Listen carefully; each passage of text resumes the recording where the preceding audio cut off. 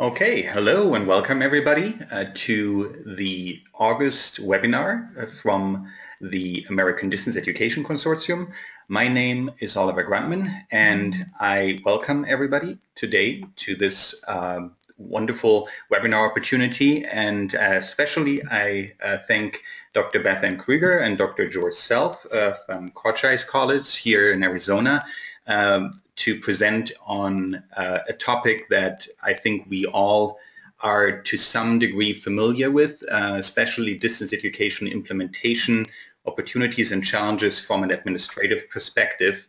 And thank you very much to both of you for making it possible today on such short notice. And I'll hand it over to you guys then. Thank you, Oliver. This is Beth Ann Krüger, and I'm here with my colleague George Self today from Cochise College. We want to leave plenty of time for question and answers at the end. And let's go ahead and move to the next slide, please. This is our agenda. You will see during the presentation various photographs from our region. While they don't directly pertain to distance education, we felt it would be helpful to kind of get a picture of where Cochise College is, and also just add a little bit of color to a topic that sometimes can be a little dry, so hopefully it won't be. Next slide, please. Next slide, please. Okay, I'm going to have Dean George Self introduce himself first, please. Thank you, Beth. First, I will correct Oliver. Thank you for calling me Dr. Self, but not there. Just Mr. George Self. I am the Dean of Extended Learning. I've had a lot of experience with distance education. I was the director of our virtual campus for 10 years and have been teaching online since about 1997. And I'm very happy to be here today. Thank you. Thank you very much, George. Again, my name's Beth Ann Krüger. I'm the Dean of Math and Sciences. Like George, I have a long history in distance education, although I don't think I have as much experience as he does. I've been teaching online classes since about 97, 98. I've been a director of distance learning or distance education at several community colleges. I've also been a middle school and high school science teacher, as well as teaching at the college level for quite a number of years. And I'm happy to be here with you all today as well. Let's go ahead and go to the next slide and talk about a little about Cochise College. Next slide, please. Thank you. Cochise College student demographics. We just wanted to give you a little look at what Cochise College is like. I think it's one of the best places in the entire universe to work, even though I haven't worked everywhere in the universe. We have an approximate full-time student equivalent of about 7,500 students. We are spread across two main campuses, which are about 60 miles apart. The whole county is roughly 6,000 square miles. We have 4 centers, including a center located in a neighboring county, Santa Cruz County, and their center is also located on the border. We're on the Mexican-USA international border. You can see some of our demographics there. Some of them are not surprising for community college. Average age of the student is 28, 60% part-time, 54% female, and so forth. The photograph is taken at what is called our main campus and the entrance to our Sierra Vista campus. Next slide, please. For our session today, Beth and I have decided to break down 5 different domains of concern that administrators would have. The first domain is for students, and then instructors, courses, policy, and technology. These are the areas we want to focus on as we look at both opportunities and challenges for distance education. And the next slide, please.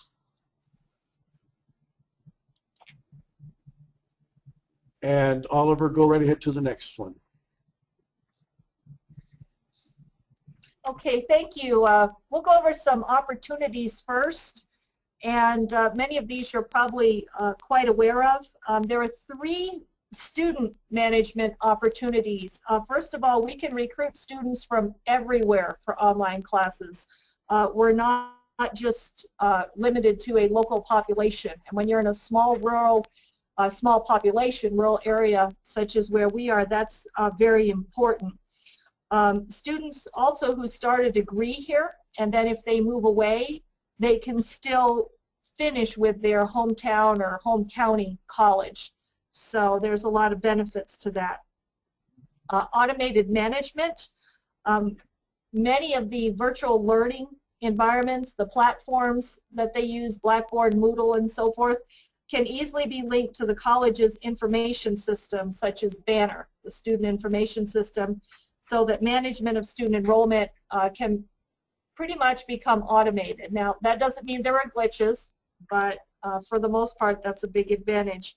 And then student profiles, particularly in the world of regulations and watching student data, students can manage their own profiles in the online class itself, and they can reveal or hide or whatever they want. And when students are managing this themselves, that takes a lot of the burden off the administration. So those are some of the student management advantages and opportunities to distance learning. And I apologize for my phone ringing in the background. Instructors, when you're at a small college in a rural area, lots of times you may have quite a bit of difficulty finding credentialed instructors who have the appropriate qualifications to teach a college level course. But when you're teaching distance, you have the entire world to select your instructors from at all levels of expertise and cost. So finding the right instructor to teach online is always a challenge, but if you can select it from anywhere rather than just a local, your own local population, it makes it much less limiting. And there are several course management opportunities too. One of them, as you can see on the slide, is a written record. With our face-to-face classes, we might not have a written record of an exchange that took place during a discussion. However, in an online course, you have discussion boards. It's all written right down. It's all right there. So the written record can be very valuable. Scheduling online doesn't have to worry about room availability, doesn't have to worry about how many people can fit in the room, doesn't have to worry about the time of day, and so forth. So there aren't constrictions, physical constrictions that you would have in a typical face-to-face classroom. And then quality assurance, it's easy both as an administrator and a faculty member to continuously evaluate your course. And there are various tools out there, such as the Online Learning Consortium, that can help you evaluate your course, or help the administrator evaluate the course and help the instructor maybe in some areas that are weak, or if there are strong areas, use those as examples for instructors you're training. Next slide, please. Some other opportunities include policy. Most of the college face-to-face class policies can be adopted pretty easily for online, so you don't really need to reinvent the wheel when it comes to certain policies, like let's say withdrawal from classes, attendance, and so forth. You just can change them for online to better fit online.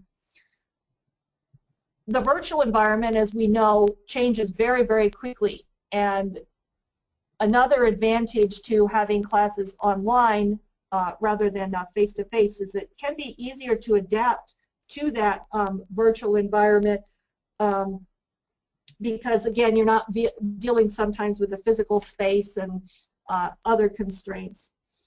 Policy innovation. There's been a lot of policy innovation in the online environment. It's about 15 to 20 years old, and it's good, at least in my experience, to try to have policies that encourage professors to innovate. So instead of making them very structured, you know, you must record your lectures or you must have a test, writing policies that encourage instructors to be creative in an online environment, which is already very creative, can be good. And the last one here is the technology in terms of opportunities. This is both an opportunity and sometimes a frustration, is that the software is constantly being updated, and sometimes it would be real nice to have a break from the constant upgrade cycles. But it also helps keep viruses at bay and gives the users, both students, instructors, and so forth, the hands-on right to the latest possible tools. Hardware affordability. New hardware is usually pretty expensive. Some of you may remember back when the computer was first introduced, or even cell phones. They were expensive, they were big, and they were clunky. But it keeps, what do I want to say? Technology also drops in price quickly. And that's true with the hardware as well. So something that might not be affordable at first, just within a couple years can become very affordable. For example, we have computers in many of our classrooms now, whereas back in the 90s that might not have been true. Mobility. Technology allows a lot of mobility for the students. They can do their classes on a cell phone while they're waiting in line at the grocery store, for example. Many people are not able to attend face-to-face classes. They may have a shift job, such as a firefighter or a police officer, and they can take a computer or a cell phone with them anywhere, and they get home 10 o'clock at night and want to work on their class, they can. They don't have to show up at school. Outsourced services. Some institutions can find it cost-effective, to outsource services like email. And in this way, they can leverage the strengths of a company whose only mission is to provide just those services, and then you save the expense and inconvenience of doing those tasks at home. And again, a lot of us are familiar with the opportunities, so if I went through it a little quickly and you have questions, please save them to the end and we'll be happy to answer them. I'm going to turn it over to George on the next slide, please. And we'll begin looking at some of the challenges for administration. First, in the field of students, or in the domain of students. There are several challenges here that we need to be concerned with, challenges to face. First is student readiness. Not all of the students who sign up for online classes are equally prepared to be successful online, and it's very beneficial if we can somehow assess the students' readiness and help them in areas where they may not be quite ready for online classes. Second is orientation. All of our online students need to have some sort of orientation so that we know that they can at least submit assignments. They know how to respond to a forum. And the college's orientation doesn't usually cover online with any kind of specificity. Help needs to be available for online students. Of course, those students typically work on Sunday evening, and if there's no IT help available, no technical help, then those students often are kind of floundering on their own without any way to get help for problems that they've run into. Student services are also an issue. Our face-to-face students, of course, are very accustomed to coming in to talk to a counselor or an advisor or some sort of a financial aid technician. Online students need those same types of services, and if they're not available readily, then it frustrates the students. Also, academic services such as the library needs to be available for our distance students. Contact needs to be established very early on between the instructor and the student, and between students within the same class. From the administration side of view, we also want to contact students as soon as they for a course, make sure they understand how to get logged into our virtual learning environment, make sure that their computer is up to speed so they can join the class. And we use a number of contact points. We can do social media of some sort, email, and even snail mail we use to make sure our students know how to start their course. Evaluations are essential. I guess most colleges have some sort of end-of-term evaluations for their courses, and online students need to be able to participate in those activities so that they can also submit information concerning their courses. And finally, complaints.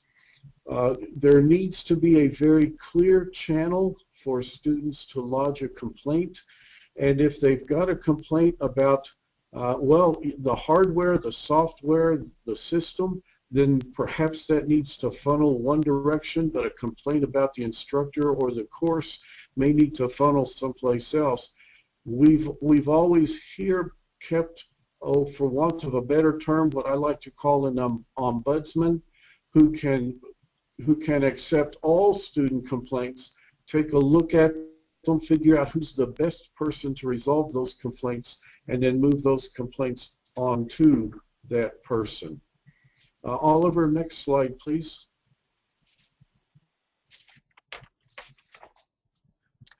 Okay, thank you, George. Instructors, there are important things to consider when you're looking at instructors, and one of them is credentialing. While we might have the entire world to select from for instructors, we also need to make sure that that instructor who is applying to teach has the appropriate credentials. We work closely with our Human Resources Department here to review the official transcripts of instructors who are applying to teach online and make sure that they meet a certain set of credentials, for example, for teaching biology. One of our credentials to teach some of our biology classes is they have to have a master's degree in biology or a related field. So we have to ensure that the instructors do have their proper credentials before we just assign them to a course. And again, here at Cochise College, the online staff under George's area and the deans in the academic areas work well with HR to get that process done, and it's a very clearly laid out process. Hiring, that kind of relates to the credentialing. The hiring of instructors for online classes, they must go through the same hiring process as those in traditional classes. For online, of course, there is a certain amount of lead time that's needed to get an online instructor set up. So to hire someone on Friday and expect them to start teaching the following Tuesday isn't always practical or doesn't work. So planning ahead and having a bank of instructors who are interested in teaching online can be very valuable. Training. There are many different types of course management systems out there, and instructors need to be trained on these. Some instructors are pretty computer savvy and have worked with 3 or 4 or even 5 of these course management systems. Others not so much. And the training, there's lots of references out there about best practices, technical skills that are needed, and it's in an online program's best interest to set up and establish a certain training program for its online instructors, be they full-time at the college or not. At this college we have full-time instructors that also carry some of their load online, and they have to go through the same training that someone who's just teaching online goes through. It's really helpful, moving on to number 4, to have an instructor self-evaluation that's completed annually. And it should be used as a tool to help the instructor decide the areas that they want to improve in. For example, maybe an instructor really wants to experiment with using some videos in their online course where they're demonstrating how they've done a particular experiment, for example. And that might be something the instructor could put down in their self-evaluation, and then the online team can help them find ways to improve that particular teaching method or that particular teaching technique they want. Along the same line, at Cochise College, we're blessed to have a web designer. Is that the correct term, George? I'm not as familiar with that term as you are. The instructional designer, Stephanie? Instructional design is the correct term. Yeah, an instructional designer. They may be a good teacher online, but they might not know how to set up their course.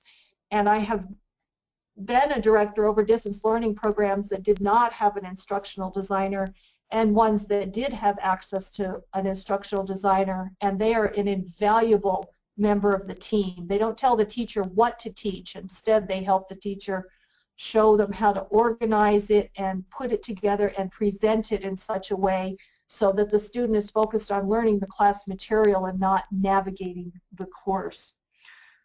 Falling into that goes into continuing education. It's easy to conduct presentations and trainings at college events, but when instructors are at a distance, for example, I had an instructor in Alaska when I was a director of distance learning in Texas. We couldn't necessarily fly her in to go to the trainings. So there's some options such as using social media or podcasts to reach out with these folks. Other places I've been also, they'll find a book, for example, 140 online practices that they will send to their instructors. Another way to help the instructors is have resources for them. You could have an in-house faculty resource center, which could be an online site where they can find hints on teaching or how to manage the classroom, or it could be as simple as a web page reaching out to all these numerous books and websites that are out there. So those are some of the challenges that you face with instructors, and we'll be happy to discuss more of them in the question and answer period. I'm going to ask you, Oliver, to please go to the next slide, and I'm going to turn it over to George.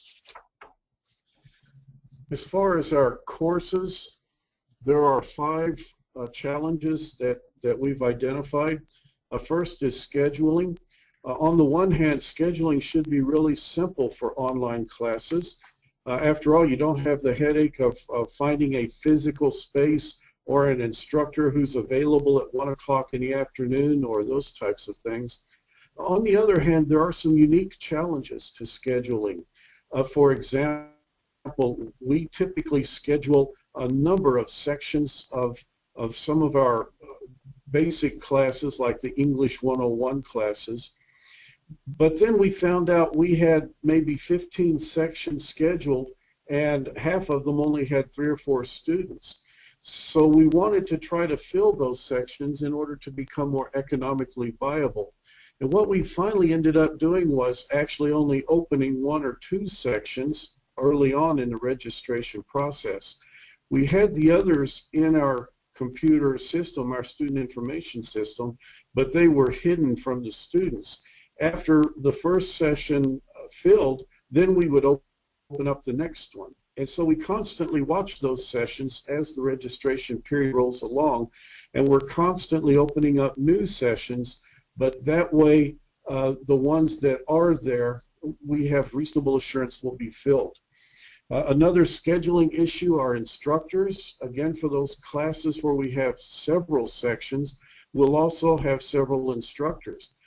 And it's our desire to try to spread this around as much as possible. So one semester, one instructor may get 2 or 3 sections. Well, the next semester, they'll only get 1, so that everybody gets an equal chance to teach the same number of sections.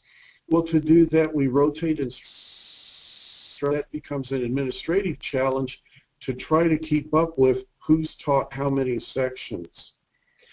Copying classes, some institutions permit instructors to copy their own classes. Well, that means they can copy from a previous semester and bring the class forward to the current semester.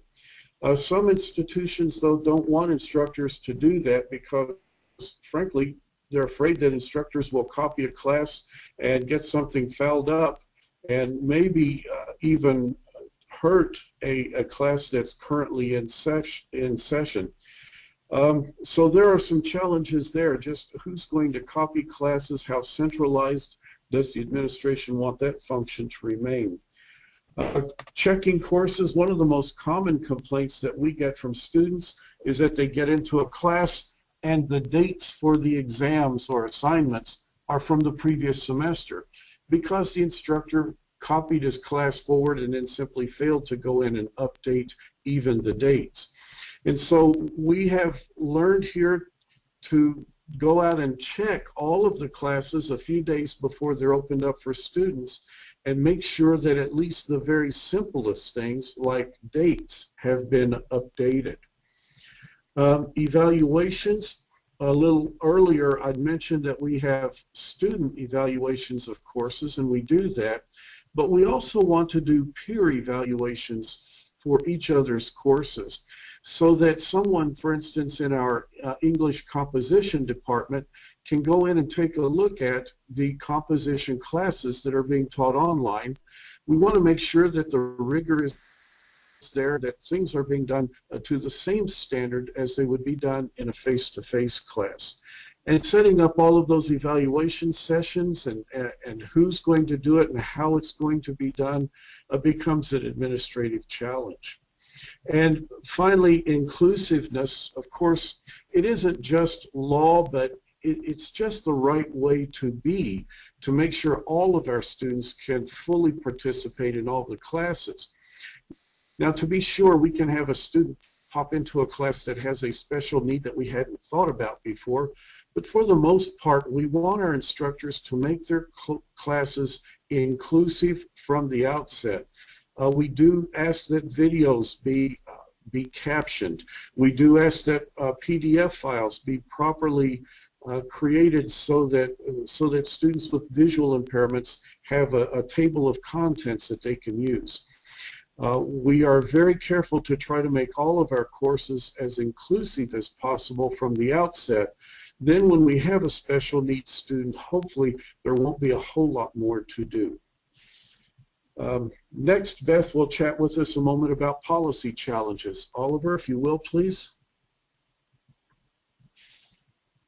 Okay, policies. I mentioned a little earlier about hiring instructors and credentials, and that's a real good example of something that could be included in a standard operating procedure, which is #1 under this category. It's very important to develop and update a standard operating procedure manual and then share that document with instructors, with your the vice presidents, HR, and so forth to keep things transparent and to keep it clear as, okay, this is how we hire an instructor. This is what is required to teach this course. Or in terms of the teaching policies, you will have to take attendance on the 45th day. This is how it's done. Those kind of things. As George just mentioned, with making classes inclusive in your standard operating procedure, you could also include videos need to be captioned, things like that. So that's something that's very important. Of course, being in education, we have absolutely no governmental regulation. Just kidding there. We have lots and lots of regulation, particularly in the area of financial aid, and all the rules can have a major impact on administrating an online program. For example, in order to offer programs and courses online, the actual college or entity that's giving the online course must be authorized to do business in every state in which the classes are offered. So if Cochise College is offering classes to students in all 50 states, then we need to make sure we're authorized to do business in all of those states. So it's very, very important for administrators to keep up to date with the various regulations, and it's impossible to be on top of all of them, but there's lots of resources at the college to help you too, such as the financial aid office when it comes to student attendance, for example, or human resources when it comes to hiring instructors. Accreditation, this is number 3. Lots of colleges have regional accreditors, but there are other national accrediting agencies that oversee particular programs. For example, in the health careers, I've overseen many of the health career programs such as nursing, respiratory therapy, emergency medical technician, and all of them have their own accrediting body or accrediting agency.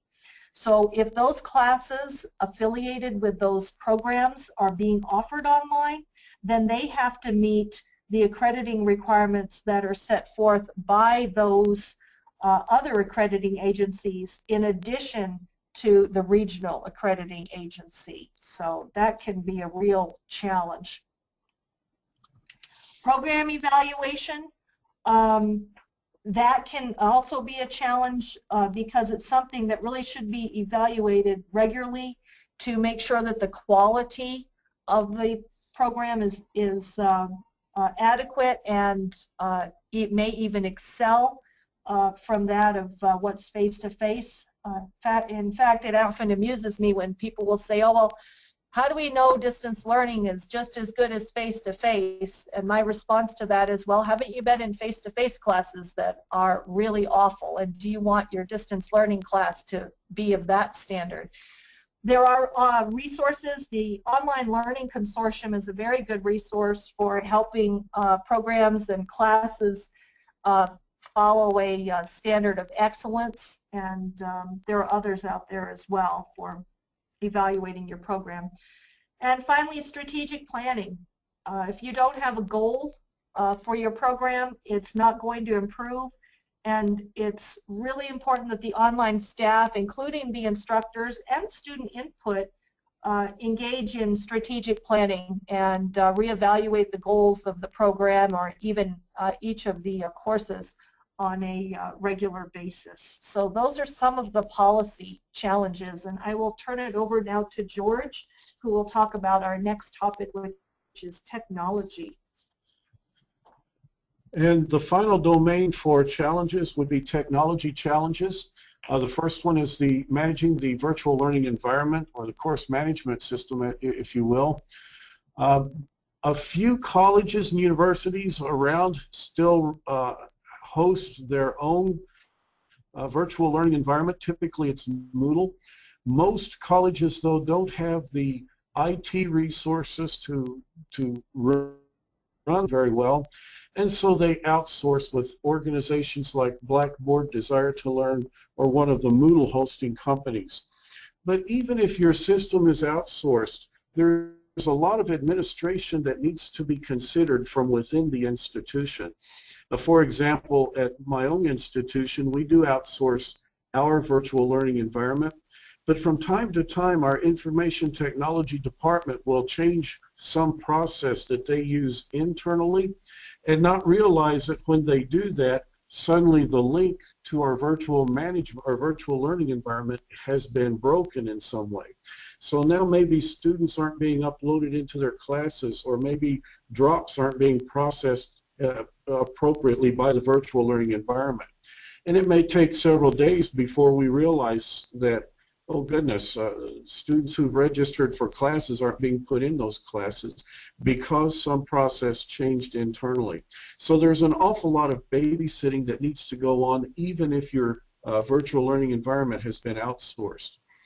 And then within any distance program, there's an awful lot of ancillary things that happen, and those all have to be managed. Very commonly, for instance, a lot of colleges or universities will have some sort of video production or streaming service that they have hired out so that instructors can host their videos streaming server someplace, hosted by some company, and link to them. But again, those all have to be carefully managed and administered so that links to those videos don't disintegrate due to some change in the college's environment.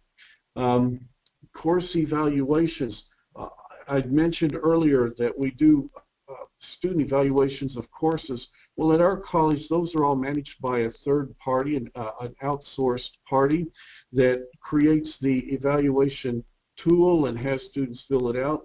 Those evaluations must be linked within the course so students can actually get into their class, their online class, click a link and go to another computer to do the evaluations. And those links all have to be administered. Web conferencing, most colleges and universities make some sort of web conferencing system available so that instructors can schedule synchronous sessions with students. And again, that system has to be carefully managed and administered. It just crossed my mind, we also have a service with Turnitin.com so that instructors can set up anti-plagiarism links in their courses. And again, that system has to be administered by someone here at our college. And finally, test proctoring. It's becoming important. In fact, will soon become mandatory by accrediting bodies that students at a distance have some sort of proctor for their exams, so that in the way it's written in the regulation, the student who signs up for the class, does the work, and gets the grade is the same student. And it's very challenging to figure out a way to do proctoring for students who live at a distance. And those would be the challenges that technology would bring us. Oliver, if you will, please. Okay, this is Beth back again, and just in summary, distance education certainly presents a lot of opportunities and challenges for an administrator of a distance education program. Can be everything from technology to students, instructors, courses, and even policy. And thank you very much for your time and your attention. We hope this was informative. And Oliver, I believe there may be some time for questions. And also, George's and my contact information is on the last slide there as well. And I would very much like to thank Oliver for this opportunity and George for agreeing to help with this presentation. Thank you both. Thank you very much, Beth and George. This was a great presentation, and I think that we learned a lot in regards to the various areas from an administrative perspective that you are facing on the community college. And I see a lot of overlap, obviously, between community colleges and universities in that regard, the challenges and also the opportunities that you are dealing with. I would like to open up the floor for questions and comments. So those who are attending can either use the chat function or open their microphone to ask their questions. I would like to start off with one question to both of you, and I apologize if I slander the college name a little bit. Cochise, right? That's probably pronounced correctly now. How many percent, can you estimate how many percent of your classes or students are basically online, not located on the campus? Oliver, I'll try to handle that one. We run about 1,500 students during the fall term and 1,500 in the spring term. That would be duplicated head count, and about half of that during the summer term. We run about 150 courses during the fall and the spring, and about half that during the summer. Okay, so if the full-time student equivalent is around 7,500, that means about 10% of those students basically would take courses online. Yeah, Oliver, like most colleges, we find that nearly all of our students will take at least one online class, maybe because they have trouble scheduling it at a time when they can attend. But again, like most colleges, most of our full-time students prefer to go to face-to-face classes when they can do so. Okay, thank you, George. Are there any other questions from the audience?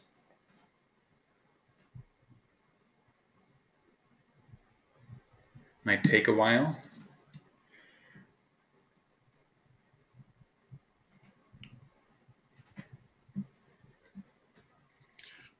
While folks are entering questions maybe in the chat box, I will mention Beth had used the phrase that she sometimes heard faculty members say, how do we know that the quality for online classes is equal to the face-to-face classes?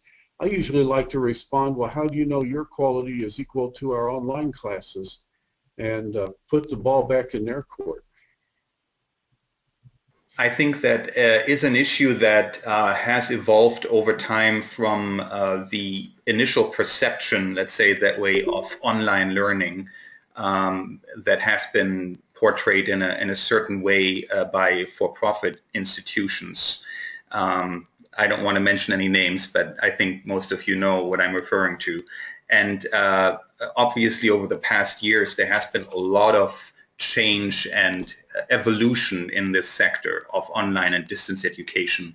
A lot of very, very well-regarded institutions, Purdue University or University of Maryland, UCLA, have entered this field of distance education to reach out beyond their usual student collective or their regional outreach.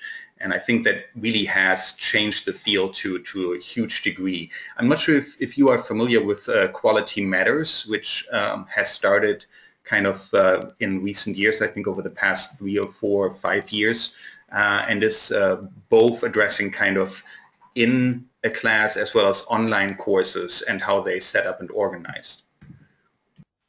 Oliver, this is Beth. Yes, I'm quite familiar with Quality Matters, and it can be extremely helpful to both instructors and administrators who are trying to make sure that their online program is of good quality.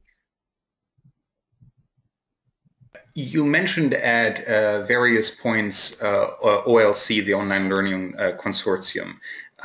Do you think that in terms of community and networking that OLC provides you with sufficient support and services that you're looking for?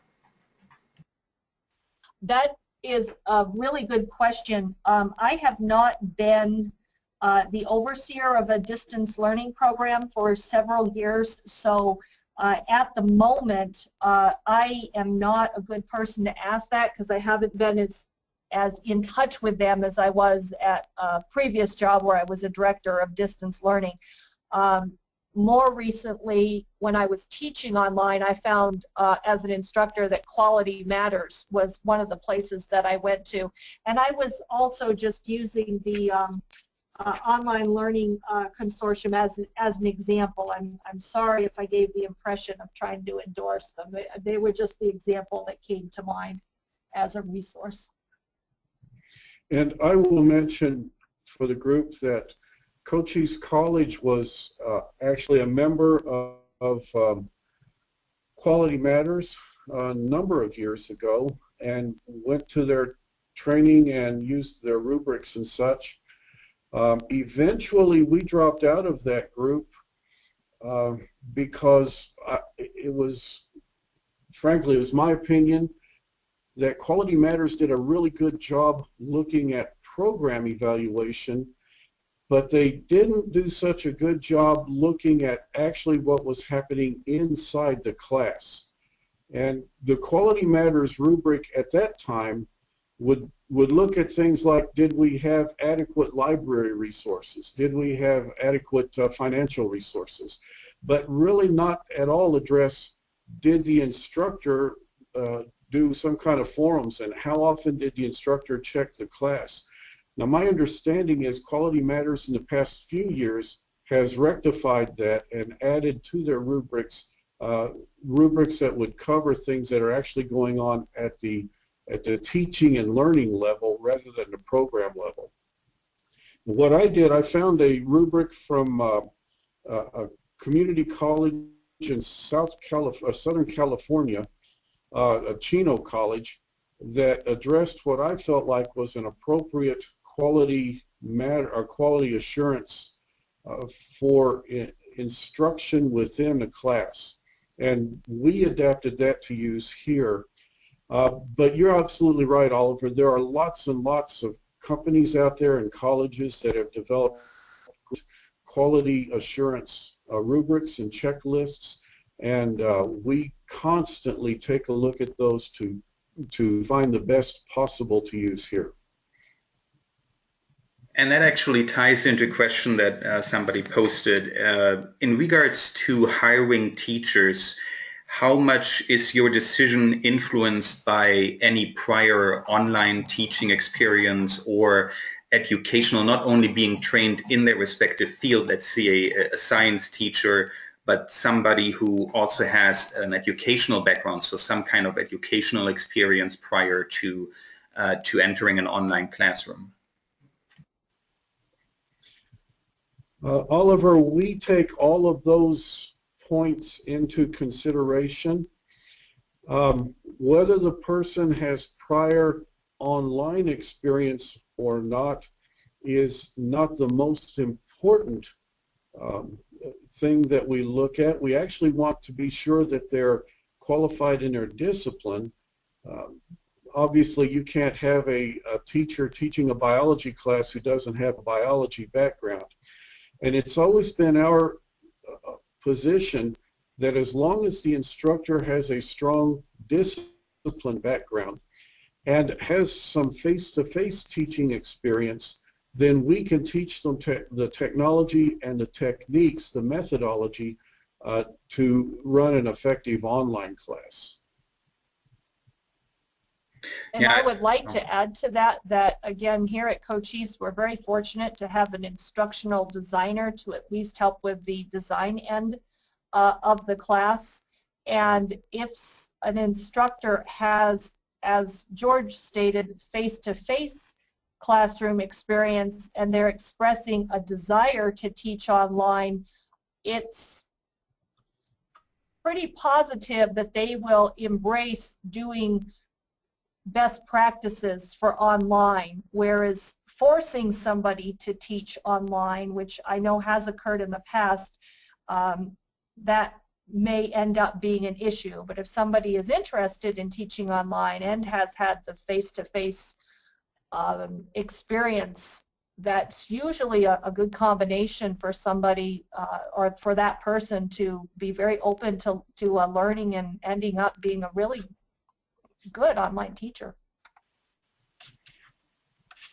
And here's another question that was asked in regards to policy innovation or encouraging a teacher who wants to implement something new. How do you keep a balance between potentially technical requirements, initial funding for these new initiatives, and not creating a discrepancy between different sections of a course that is taught by different teachers?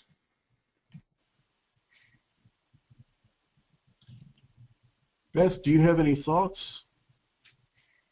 Yes. Usually if I have someone who's a real go-getter and really wants to do different things in their classes, again, as the person asking the question framed, we have budgetary constraints, we have technology constraints and whatnot. I will try to work with that instructor and have the online staff work with that instructor to see what's achievable within budgetary means and also within the constraints of various regulations. Different instructors are going to have different teaching styles. Students may like instructor A because they've got all these new and innovative stuff, but some students may prefer instructor B because they're a little more structured, and while they might not have as much new and innovative technology, maybe that instructor gives them more organization and better structure, and also it may be able to better convey the information. And so every instructor is going to have a little different style.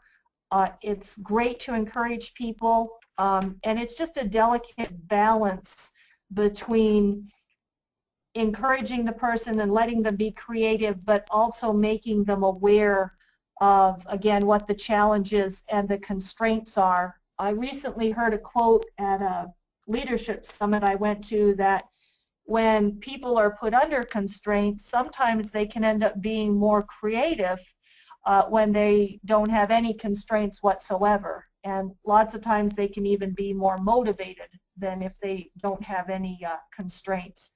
And I've kind of found that to be true. George, do you have anything to add to that? And I hope we've answered the question too, but I'll turn it over to George. No, Beth, I think you pretty much summed up what I would have said. Okay, great. If there are no further questions, I don't see any additional questions at the moment. I think that both of you have provided a great opportunity here and a great overview of especially the administrative perspective of how opportunities and challenges in online and distance education can benefit an organization and an institution of higher education. Thank you very much for your time, and I look forward to seeing Beth again soon, hopefully, and keeping in touch. I wish everybody a good rest of your day or your evening on the East Coast if you attended from there. And the next ADEC webinar will be in September. We will send out a reminder for that as soon as possible. A brief announcement to all ADEC members. We are in the process of changing things up a little bit. ADEC will create new bylaws in the next weeks. We're working on new bylaws. A new board will be elected soon. So if you want to consider yourself for a position on the new board, the executive board of the American Distance Education Consortium, then please contact me. My email address is gruntman@ufl.edu. You can also contact us directly through the website at adec.edu. It's going to be quite exciting because we are revising some of the position statements for ADEC, especially in regards to national and international collaborations. We want to emphasize more on that, provide additional networking opportunities for our members, and I really am excited about the new bylaws and what's going to come out of it.